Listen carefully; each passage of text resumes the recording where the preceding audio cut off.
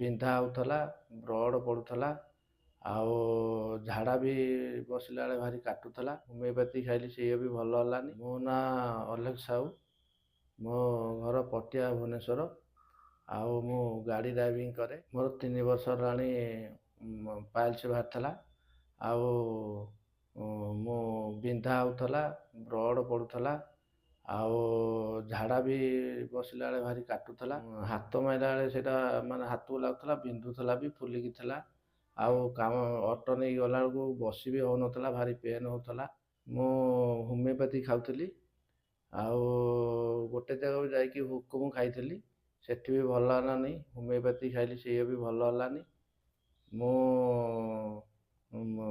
Mobile ଦେଖୁଥିଲି, ପୁଷ୍ପା କ୍ଲିନିକର ବାହାରିଲା, ମୁଁ ଦେଖିଲି। ତାପରେ ମୁଁ ଆସିଲି, ସାର୍ଙ୍କ ସାଙ୍ଗେ ପରାମର୍ଶ ନେଲି। ପରାମର୍ଶ ନେଲା ପରେ ସାର୍ ମେଡ଼ିସିନ ଦେଲେ। ମୁଁ ଗୋଟେ ମାସ ମେଡ଼ିସିନ ଖାଇଛି।